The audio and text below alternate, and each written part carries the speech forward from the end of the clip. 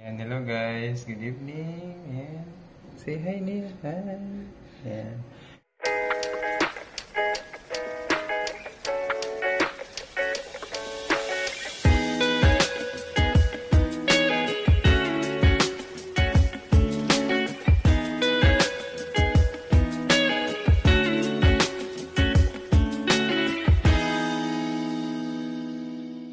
Ayan guys, welcome to another vlog. So ngayon ay meron ako ditong ref, dalawa. Ito ay inverter na refrigerator. Ito ang brand niya ay LG. Ilagay ko rin yung ibang information dyan. And then ito namang isa, ito yung Hanabishi na refrigerator na nabili namin 5 years ago. So ibig sabihin, 5 years na ito namin na ginagamit. Ito ay non-inverter, no? At saka manual defrosting. So ito kasi automatic na siya nag-defrost. Ayan, so bigyan ko muna kayo guys ng tip, no? So kapag meron kayong bagong refrigerator, ano nga ba dapat gawin kapag yung kakabili nyo lang? So unang-una, kailangan nyo i-check kapag pagkabukas nyo sa box, no? Of course, pag brand new, may box talaga yan. Sa case na to, wala tong box kasi yun lang natira, yung display. Kaya naka-sale to. Warehouse sale. Ang price niya is nasa 23,000. Nakuha namin ng 16,000. Kasi naka-price. Naka-promo yun. So yun, no? Unang-una, kapag may box, pagtanggal ng box, i-check nyo kung may mga dent, no? May mga gas-gas. Kasi kung mayroon at meticuloso kayo, parang ayaw nyo na may ganun, pwede nyo ibalik, no? So yun. Yun ang una nyong gawin. I-check nyo kung may mga gas-gas. At saka, of course, pagdating nyo, sabi, deliver yan, may tendency na tagilid o pahiga yung pagbuhat. So, una nyong gawin is, of course, i-set up nyo muna. And then, huwag nyo muna isaksak, no? Una nyong gawin is, patayuin nyo muna, nakatayo. Of course, naman nakahiga.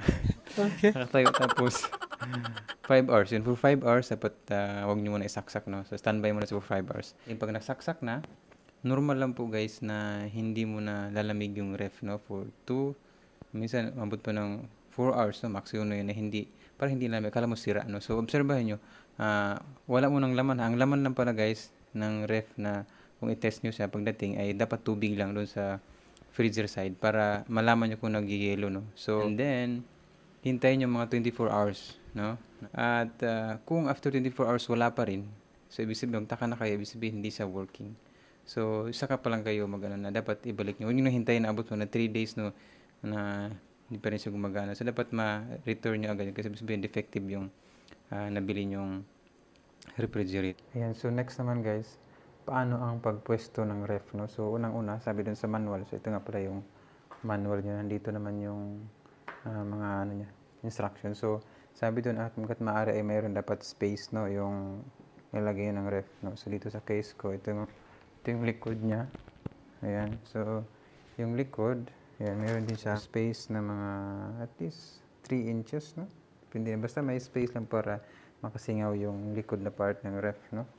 And then, ganoon din sa paikot. As much as possible, wala dapat, ayan, yun yung saksakan, lugo siya sinaksak.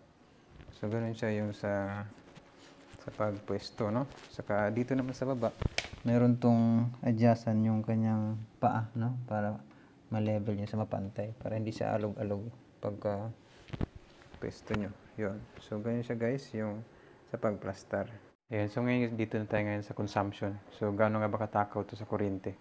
So, lapit natin dito. Ito yung kanyang information, no? Ayan, so, energy guide. Actually, pag nabili nyo na to, pwede naman siyang tanggalin kung ayaw nyo nang may nakadikit dyan. Basta nabili nyo.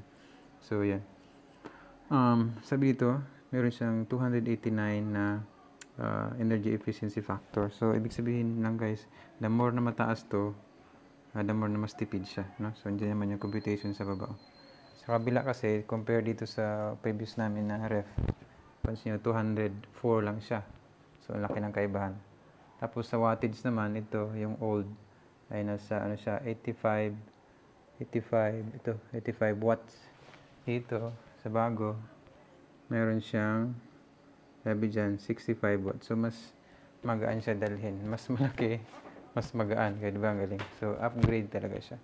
Ngayon naman, check natin sa loob niya. Ano nga bang actual na consumption? Kasi meron din akong ginamit na watt meter ito.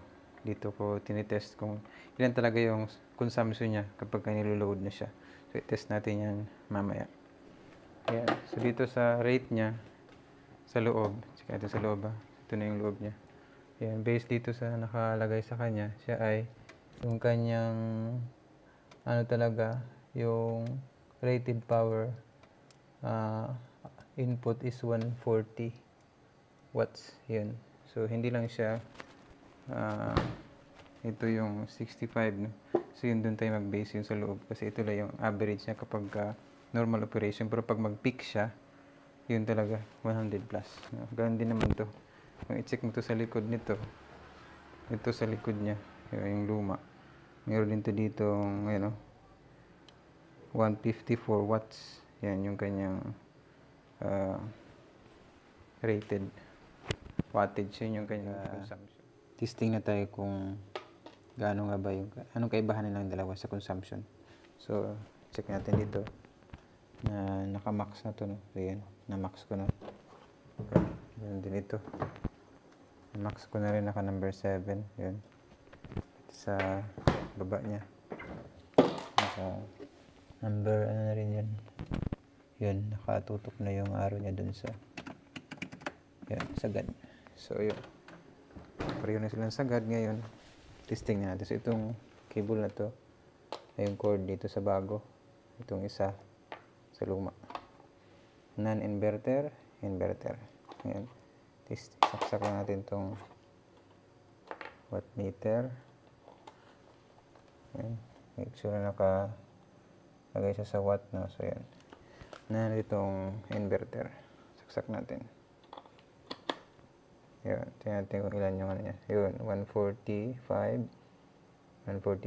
Yun yung kanya. Yun yung peak niya, no? Sumabot na 146. And then, standby na siya, 11. Hanggang sa nag-stop na siya. Sabi sabihin, idle na siya.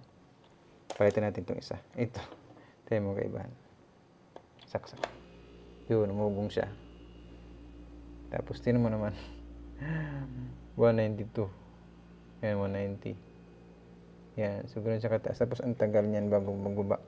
Disadvantage nito, guys, since ito ay hindi inverter, kapag mag-on ulit siya, kasi on off naman talaga yung ref, ay mabigat siya, pipitik.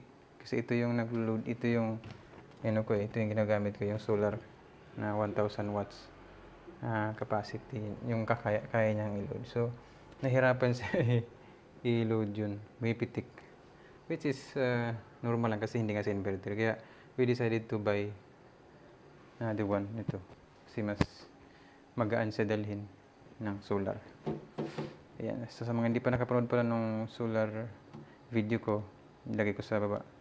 Paano ko ito na-purchase, ano yung advantage pag meron itong solar generator. No? Alright. Balik tayo dito sa comparison. Buksan natin.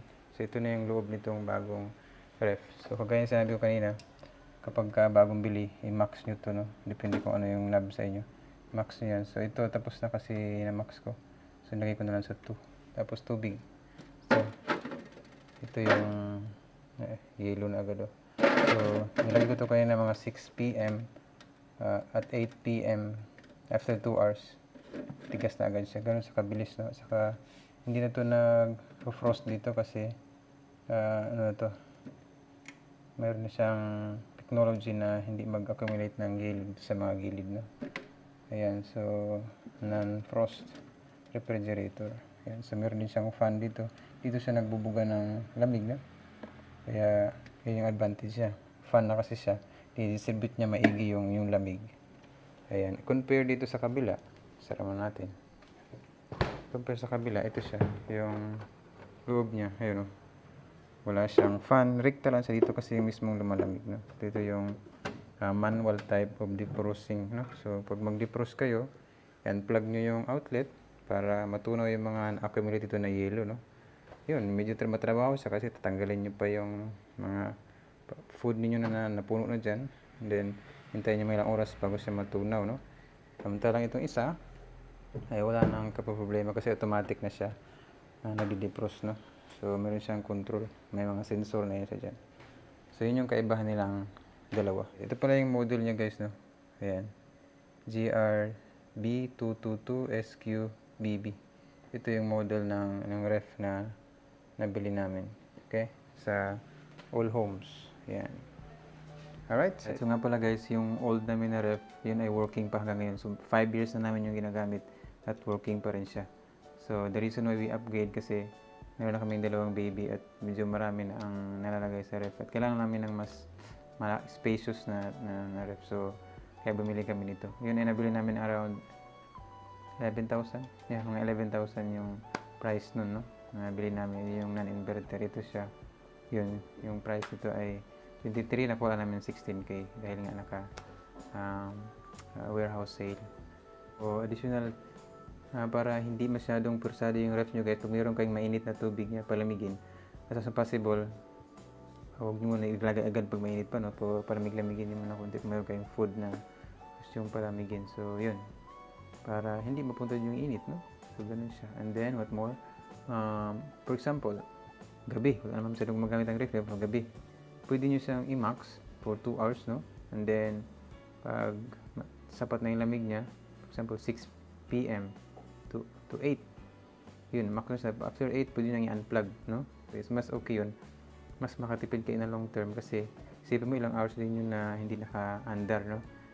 Make sure na masustain na yung na-accumulate na lamig sa buong magdamag. So, pagka umaga, saksak nyo lang ulit. So, ganoon lang siya guys yung pwedeng gawin para makatipid kayo. Yun lang.